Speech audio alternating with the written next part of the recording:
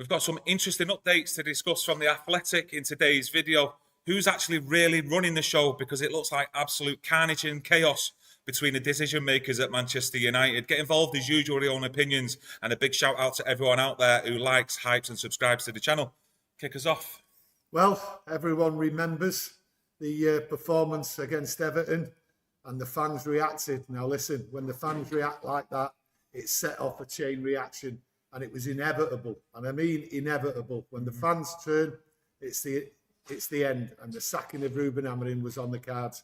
When a crowd turns, it's the beginning of the end, and everyone ignored that fact. Yeah, a bit of a toxic atmosphere, you may say, with a lot of booing out there, whether you think it was right and wrong against West Ham and the likes of Everton back-to-back home games. And I do agree that set off a chain reaction within the actual decision makers at Manchester United. But we've got some interesting updates to go through from The Athletic, like I've mentioned. And as you can see up on screen there from Laurie Whitwell, this piece is.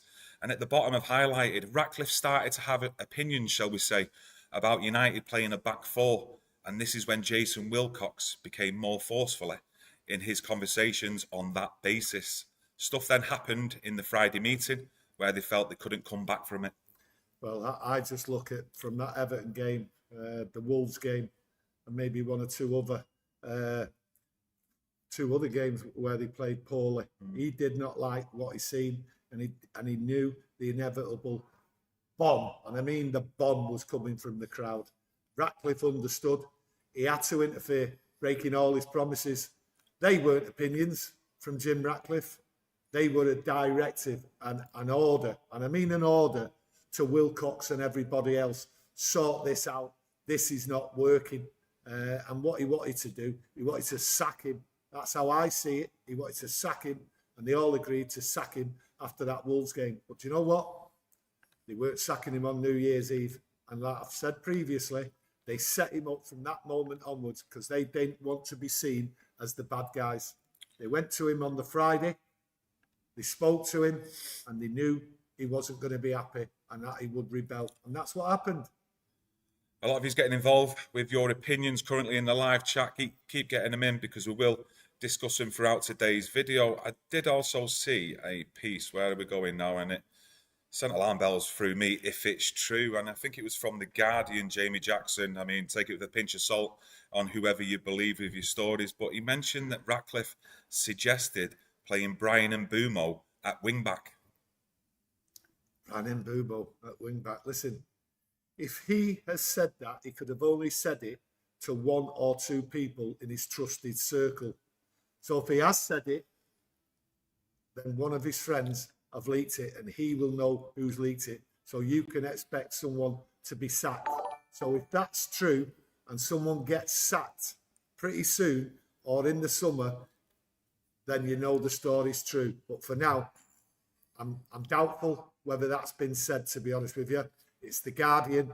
I've seen The Guardian do reporting, and sometimes you have to sort of like sit back.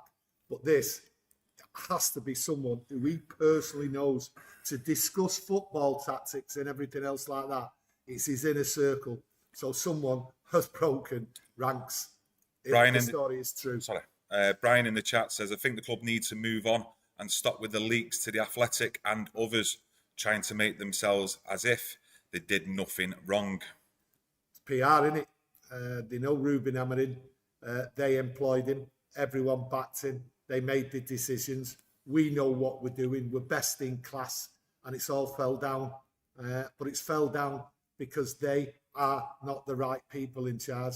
They've made the promises. They've not come out right. The discontent wasn't just about what was going on the pitch with Ruben Amorim and the back three and everything else like that. It was all about Ratcliffe as well, the men in suits. And they fully understood that the fans were promised and they were being let down by them. Not just Ruben Amorim's style of play. It wasn't producing the results. Now, there's many reasons why we weren't produced the results. We can go over and over it again. But the discontent by the fans was aimed at Ratcliffe as well. It was aimed at Omar Berrada. It was made at Vivell. It was made at Wilcox. And they all understood that. And Ratcliffe understood it more than anyone. And now he's scrambled from that moment onwards to try and rectify it. Got some super chats coming in. Daz from Salford from our members club says, congrats on the 100k. I mean, absolute legends, every single one of you, and it's a huge effort from you all in spreading the word, continuing to watch the channel, get involved with your own opinions as well in the comment section. And yeah, just a massive thank you from everyone here to every single one of you out there, because let me tell you, it's much appreciated. Yeah, it's much appreciated. Webby sends his appreciation. He thanks everyone. As you know, Webby's not been on for quite a while, and we just hope that he just carries on looking after himself. So he'll be back, and we'll let you know when he's back. Yeah, obviously a bit poorly at the moment, so the best thing for Webby is just to look after his health at the moment, but he does watch, gets involved as well, reading your comments, so hopefully he is back soon. And a big shout out to Webby out there. Akash says, and thanks for your super chat as well, mate. The one thing I find baffling is that the fan base seems shocked by SJR level of meddling. We want a billionaire's money for a rebuild project, but we are shocked when he pays an interest. I don't think fans are really shocked, because a lot of fans never believed in Sir Jim Ratcliffe when he come in, and he's a billionaire, and we all know what billionaires. I've had many conversations. I've seen comments in here, and people have never really been behind Ratcliffe. They don't believe him. Too many promises and everything. And when he's making all these promises, next thing you know, he's decimating what's inside the football club. He never put all the money in what was needed, never cleared the debts. That's what we wanted. So people never really believed much of what Ratcliffe. I was straight against him. Yes, I do like some of the things that he's done, but the promises and everything else, what we wanted, are not there. And I never thought they would be achieved, because we need to clear the debts and everything. And Ratcliffe isn't interested in that. He's just interested in piling on the debt. Craig from our members club, congratulations on the lads. Well deserved. Like I say, mate, it's much appreciated. Every single one of you's out there. It's a tremendous effort. Fred Cranham, also from our members club, has gifted 5 memberships. The 5 people who've been gifted their memberships, a big thank you to Fred, the legend. I mean, I did see on our Facebook page an old clip resurfacing of you back in April 2024, discussing Ratcliffe and about, from your point of view, you think he's going to end up ripping the soul out of this football club. And boy, how does that ring true nearly 2 years later? And if there's anyone out there who's not following us on Facebook, go over to our Facebook page, Webby O'Neill, and start following us. There's a lot of content being produced out there, and the followers have just going through the roof since we started doing it back in August. Well, I was ripping the soul out of the club. Only the other day, I turned around and said, I just feel dejected. I feel as though like there's nothing left in me. It only lasted a day, mind you. Wasn't ill or anything. But that's how it gets you, and it's got a lot of fans. Yeah. Because a lot of fans have never believed in the longevity of what he's setting up. It's not for the fans. It's like an illusion. It's about money. It's about the future and everything. And as a football fan, we've always complained that Ratcliffe needs to sort out on the pitch first before anything, and he hasn't done that. And now it's coming home to roost. Best in class, everything is just falling apart from teamwork. That's how I look at it. The teamwork from people in the background. They're all now at each other's throats, and people who he's employed, like your Wilcox and all that, they will be scrambling now. They will be stabbing each other in the back to save their jobs. That is inevitable. That's what happens when the person in charge changes his mind and forces people to change their opinions. Then there's trouble ahead. Yeah, I'm getting the sense, especially in our community, in the comment section, that fans are not happy with the likes of Jason Wilcox still keeping his job. Correct. After Ruben Amorim being sacked, and I'm just sensing a growing momentum on a choo-choo train, so to speak, going forward, that they want his head and they want it chopped off. Yeah, well, everyone wants Ratcliffe's head. In a way. You know what I mean? They want Ratcliffe's head, but Ratcliffe can't deliver, because once he starts interfering and everyone knows he's interfering, that's it. His appointments, what he's made for the people to get on with the job, are clearly failing. Everyone can see that. So it's inevitable. The sackings in the summer are going to come. And like I say, I go back to it. Jim Ratcliffe isn't giving his opinions. He's now giving orders. Well, once he starts doing that, then it's the beginning of the end of what is set up. They're not good enough. I think a lot of people out there are starting to think that they're just amateurs. The people who are running this football club, when you factor in the size of Manchester United, is the job just too big for them? Yeah, the job's too big for him. Listen, any job's too big for anyone when everyone's interfering. You've got the manager there. The manager, he wasn't given assurances on signings or anything. And at the end of the day, most people think, I'm not saying it's true or anything, most people think other people interfered and made the signings and gone over the manager, and he's ended up getting the sack. We all know what we needed, but these people who were best in class, so-called, right, didn't go and get what we all know we needed, and that was midfield players and probably a centre-half. That's what we needed, right, to settle this team down, and they didn't do it. So for me, our footballing eyes, what we're seeing, these people who are best in class are clearly, as Kieran says, are amateurs. Well, it's being shown now. And what are they? They're just sheep. They are wimps to the owner's mood swings, shall we say. No, hang on one sec. And I'm going about mood swings because 2 months before, Ratcliffe gave his full backing to Ruben Amorim. And then he started interfering, issuing orders, directives, sort this back three out. It's not good enough. And he only reacted because of the fans, because of you. Yeah. That's why he reacted. And that's why we're seeing change coming. So the fans have power. The fans can do something. Needs to be relentless, though, if you want any change. Trust me on that one. Mark Project, welcome to our members club. And, trying to play devil's advocate here, a lot of fans out there will say that they weren't enjoying the football under Ruben Amorim. So is the likes of Jason Wilcox, who's looking for the best, the best for the club, their interests in the long term, is he not right then for actually stepping in trying to make change with Ruben Amorim, because the fans clearly weren't enjoying the football? Listen, I think a lot of fans are reading in between the lines, and what it is, Wilcox is doing what he wants to do for him, okay? He's interfering, he's blowing with the wind, he's now caved in to the instructions he was given when he come in. So he's now blowing with the wind. So you can't trust the direction of Wilcox because of the Sir Jim Ratcliffe now interfering. They're not doing the job. They're not good enough for the job. And any manager, I don't care, me, any manager what comes in under this regime, right, cannot trust the people. And any manager what comes in, and this is my opinion, I don't care if he's the best manager in the world, under this regime and what goes on, he will not succeed. If you put Pep Guardiola in there now, he wouldn't succeed.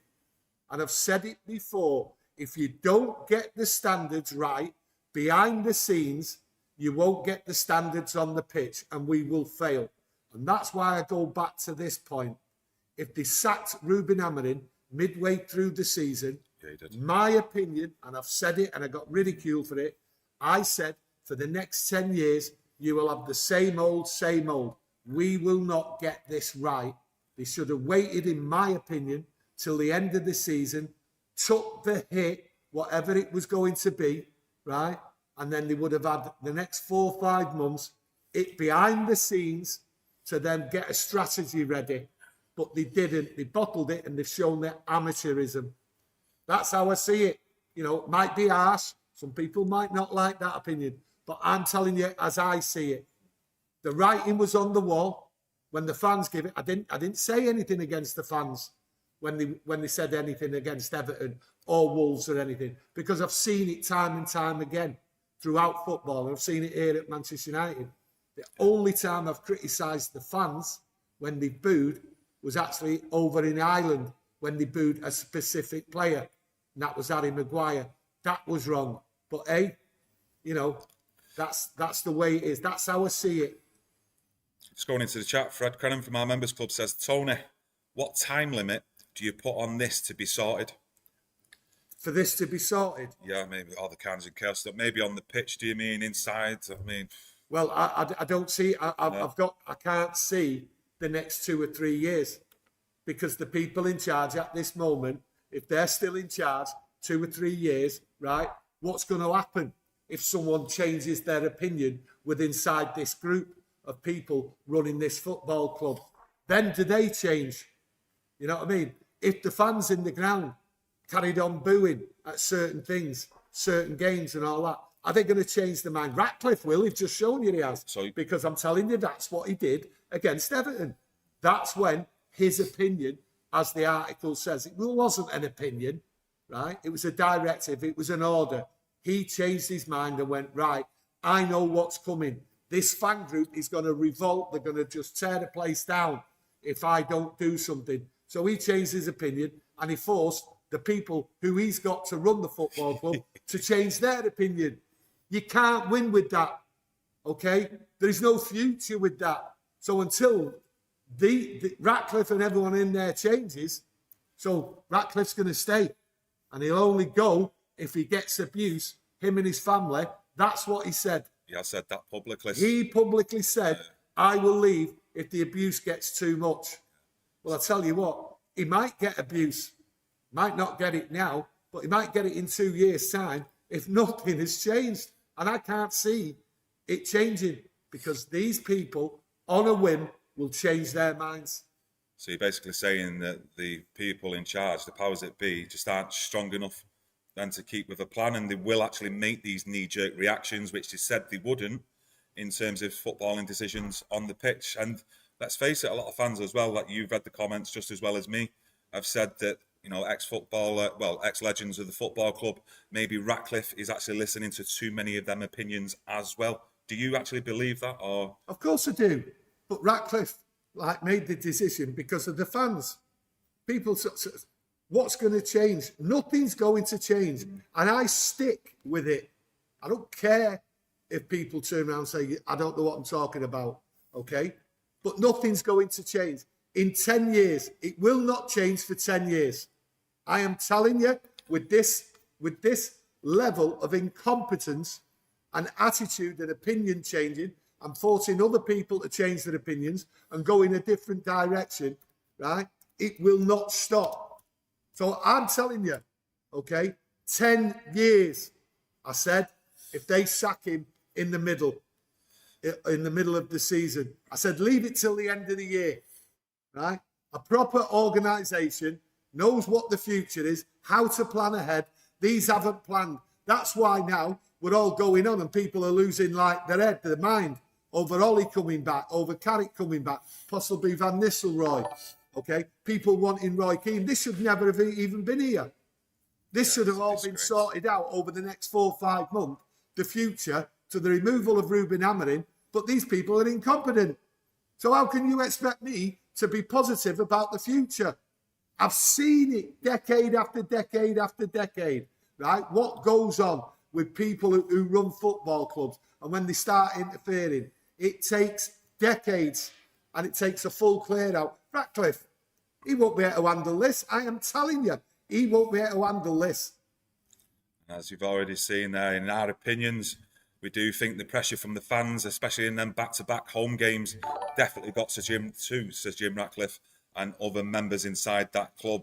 Tom Port from our members club says, congratulations, guys, on 100k, well deserved. Like I've mentioned, mate, big effort from everyone out there, and it's much appreciated. Building a top community here at the Webby and O'Neill channel. I am actually enjoying as well what you've got to say in today's video, so just take a bit of a breath. I'm going to come back to your Simply Dread from our members club. Is INEOS's motive medals or moolah, which is cash? Well, everyone's saying it's money. They focused on money. They haven't focused on the pitch, okay? People in there are focused on, I've got a job, right? And I'm making sure I do my job, not worried about anything else. This is what we're coming in. We're going to cut, flash, everything, right? You can't operate like that. The biggest club in the world, as I see it, cannot operate like that. You can't keep going to the bank and getting money off them in the credit facility. That's a nice word, that credit facility. Hey, isn't it? A nice word. No, more debt. We wanted the debt clearing. That's what we've all wanted. And these people are going to work with debt. Well, debt is going to take Sir Jim Ratcliffe down, and possibly will, with his company, his football, the lot, because there's that much debt. And that's what it is. We keep going into more and more debt. into a credit facility. Nice words. Them words don't fool me. No, they don't. Loving it today. And if you look at their actual CV, INEOS at Nice, I mean, since 2019 when they walked through the door there, I think they've had 8 managers in roughly just over 6 years. So that tells you that, well, you know, what's the actual decision making like in terms of what they're making on the football pitch. And then they've gone from Nice to Manchester United.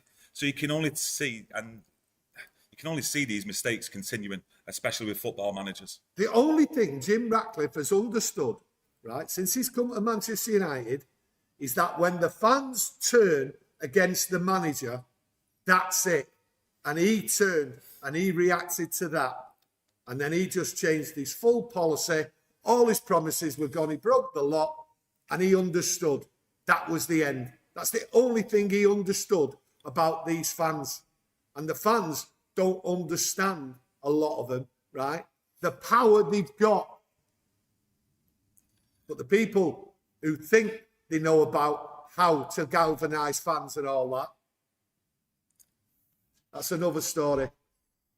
Semenyo, I bet he's looking at this situation at United and thought, definitely made the right decision going to Manchester City, as much as that hurts me saying that. Well, I mean, what's that going to do for other players out there, other targets that Manchester United might currently have, like your Belieber, your Anderson, your Wharton, etc. Let's face it, we need at least 1 or 2 of them midfielders coming in the summertime at the minimum. The next manager, right, the next manager what comes in might not even rate all them names.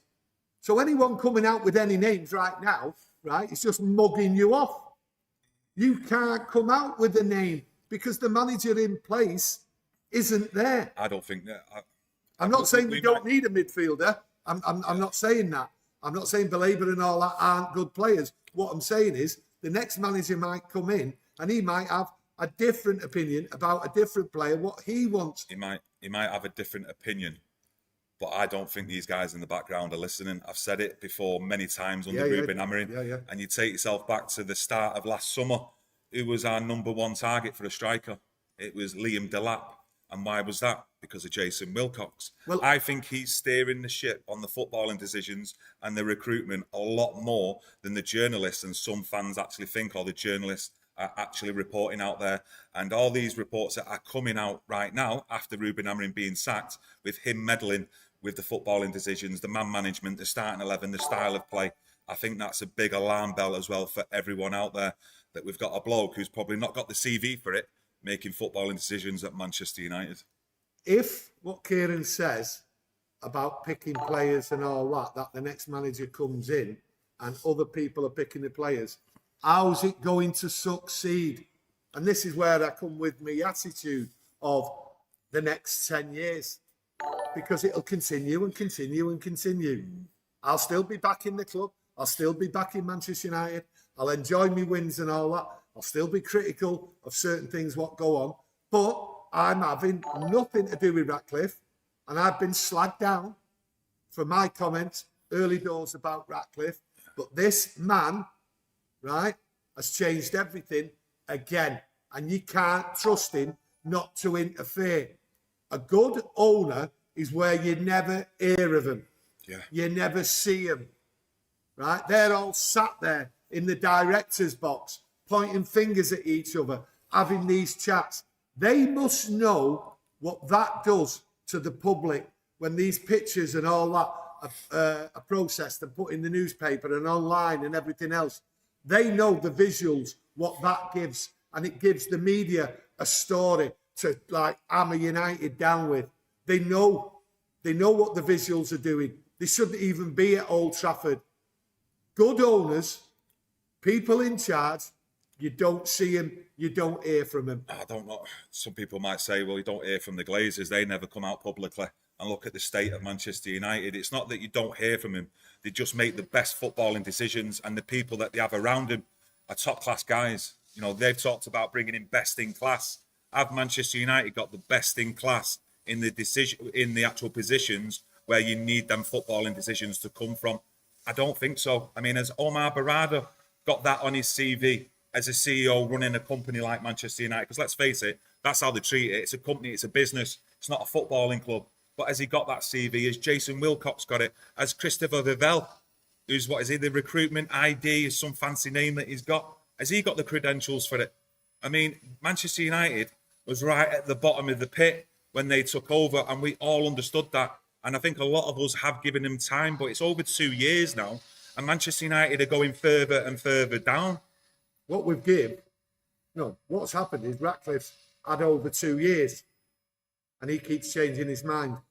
That's the danger. Yeah, true, you're right, yeah. That's the danger. How many times has he changed his mind? How many times have we listened to him come out and do like, when he's interviewed and all that, a lot of it don't make sense. He don't come out with what we want to hear, right? Whether it's the, truth or lies, certain points, right? He comes out, he's a bluffer. He's a bluffer. A lot of you's getting involved with your own opinions in the chat. Fred Crennan gifted 5 memberships. Fred the Red, the legend. 5 people have been gifted them memberships. A big thank you to Fred. I'll tell you something. I was going to say something, but no. I'll tell you something. In October, Ratcliffe come out full backing for Ruben Amorim. Okay? Any walk of life, you've got your pals and all that. I'll back you all the way. Don't you worry. I'm right behind you. I don't care what anyone else says. 2 months later, you're going to look at your mate, right? Well, where's your mate? Well, he's walked off and he's left you, he's dumped you, right? Because he don't believe in you anymore, okay? He won't back you. He won't help you. He won't give you what he promised you. Well, that's the end of that relationship, innit? Well, the relationship between Ratcliffe and the fans has gone because I can't trust him. If you can trust Ratcliffe, then you better come on here and give a good comment and a good reason why you trust Ratcliffe, right? After breaking his own promises and after interfering and getting other people to change their opinions, even though some of them people might not want to, but they've done that. And the reason why they've changed their opinions and gone along with Ratcliffe is because they want to keep the job. Jobsworth. Well, you don't want Jobsworth, but men who understand what's needed, a bit of backbone. These people haven't got backbone because they bent to Ratcliffe's will, who hasn't got a clue. That's how I see it. I know it's a rant, but it's not a rant. I'm trying to get it across so people are clear in what I'm saying. So when they do make the comments, right, they don't get it wrong. But tell me how anyone can trust Ratcliffe when the facts are there. These aren't opinions Ratcliffe's done. These are interference. He's interfered and he's got no experience and he's changed his mind based on the fans against Everton and Wolves. He knew the writing was on the wall. Just to play devil's advocate here, you look at where Manchester United are currently in the Premier League. How many opportunities have we had to cement a top 4 place currently, and it's not been grabbed with both hands? So maybe some fans out there are optimistic. A caretaker manager coming in might give us that bounce from now until the end of the season where we could qualify for a Champions League spot, especially if that 5th place is awarded to the Premier League. Well, that'd be fantastic. I mean, I'd be over the moon. And there's only one way it's going to go, whoever comes in, okay? Yes, they're looking for someone like an ex-United player, someone who understands United. That's what they're saying. Fine, I'm fine with it. Don't matter to me who comes in. Don't really matter. Because here's what's going to happen as I see it. Them players are going to go out there, whoever's put on the pitch, and just play freedom football, right? So we're going to enjoy it, right? We're going to enjoy it. There's no 2 ways about it. Yes, we'll get beat and all that, right? But the players are going to go out there. And if they don't perform, they'll be took off, right? And they won't be seen again, right? But it's going to be football, attacking football, carnage football, chaos football, instead of drab, square passing, back passing and everything, and 3 centre-halves. And they made the decision to bring that style of football in with the manager. They wanted that style. They didn't just bring the manager in. They wanted that style. I still find it difficult, though, that, the Ratcliffe, Berrada, etc. I mean, to come into a football club and then totally dismiss what's been going on at Manchester United, the history, going back to Sir Matt Busby, I see a lot of words out there of the United DNA, But let's face it, the DNA should always evolve with the current times. And I do get that. But, you know, It's not with about... a style of football, with 3 at the back, Listen, it was a massive decision idiots, to make that. Idiots, right? They brought Ruben Amorim, right? They wanted that style of football. You cannot change it, right? The moment he walks in, they should have said, Ruben, make the best of what you've got here. Get these people playing football. And what we'll do, we'll back you in the summer. We'll go and buy your players to play that system. But Ruben, these players haven't got time to learn on the job. Yeah. This is the Premier League. It's vicious. It's cruel. Keep them playing football. Let's get results. Let's see where we are. Don't worry about any criticism, because we all know as a group we're going to change it in the summer by bringing in 6 players, and we're going to get 10 and get rid of them. That's what should have been done, but they didn't. And what they did, they should have told Ruben, come in. We understand your philosophy. We understand you're not going to change your mind, but please come in now, steady this ship, right? Get them used to you. Find out who you want next season and who you want to get rid of. And we'll back you all the way, and we'll change it in the summer. But they didn't do that. And what they did do was they stood there and watched in disbelief while we was getting smashed game after game, the worst season ever. And the fans stood behind the manager because they knew next year we was promised it would change. And that's why they turned against Everton, because enough was enough and they could see it wasn't going to change. They were demanding change, but not just with the manager or the style of play, with the people in the men in suits. That's what it was. That's how I see it. All I have to do is nod and you keep going again. I love it today. Ray Carl Brown from our members club, thanks for your super chat. Ratcliffe has no idea.